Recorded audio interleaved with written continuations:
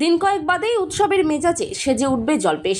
শ্রাবণ মাসের শ্রাবণী মেলাকে ঘিরে প্রস্তুত জল্পেশ মন্দির চত্বর।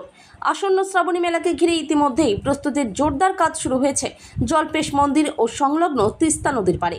প্রতি বছরের মতো এবারও উপচে পড়া ভক্তদের ভিড়ের প্রস্তুতি নিতে কোমর বেঁধে নেমেছে প্রশাসন। তিস্তার জল নিয়ে স্নান করে ভক্তরা জল্পেশ মন্দিরে পাড়ি দেন শ্রাবণ মাসে, কিন্তু প্রতি বছর বর্ষার কারণে তিস্তা নদী থাকে বেশ স্রোত শ্রেণীরূপে।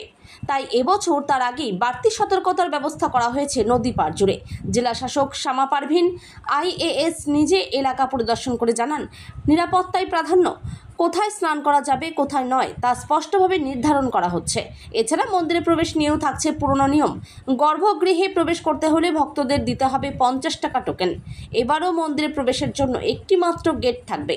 ভিড় সামলাতে বাড়ানো হয়েছে নজরদারিও। এদিকে মেলাকে কেন্দ্র করে জমে উঠছে মন্দির চত্বরের চারপাশ।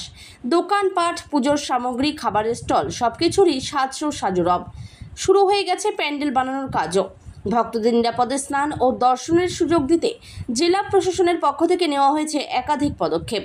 নদী পাড়ে থাকবে সিভিল ডিফেন্স ও পুলিশ টহল। জল্পেশ মন্দির মানেই শুধু ভক্তি নয়, উত্তরবঙ্গের আবেগও।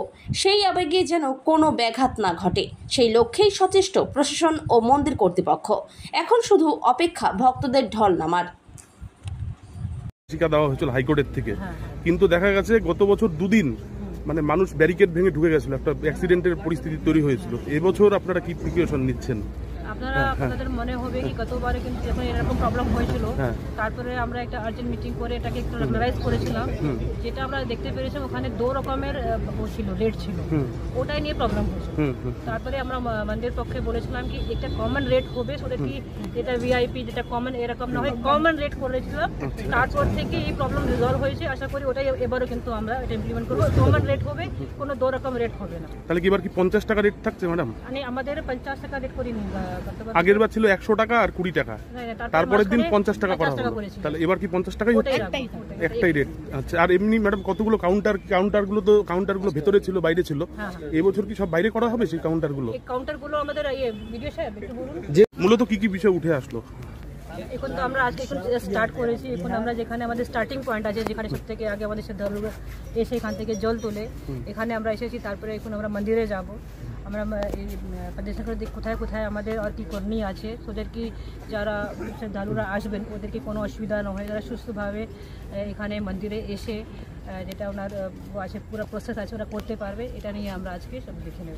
জল তো প্রতি বছর একটু বাড়ে এই সময়টা, সেখানে স্পেশাল কোনো রকম প্রোটেকশনের ব্যবস্থা করছেন? আমাদের তো সবসময় প্রত্যেকবারই করা হয়। এখানে আমাদের মানে জলের 10 থেকে 12 ফিটের মধ্যে আমাদের এখানে ব্যারিকেডিং করা হয়। তারপরে আমাদের CGB ডেভেলপমেন্ট করা হয়। আমাদের যেটা বোর্ড থাকে ওটাও এখানে থাকবে। ম্যাডাম ডিএমজি আছে ওদের লোক থাকে এখানে। ম্যাডাম, মন্দিরে গত বছর 50 জন করে ঢোকানোর একটা নির্দেশিকা দেওয়া হয়েছিল হাইকোর্টের থেকে,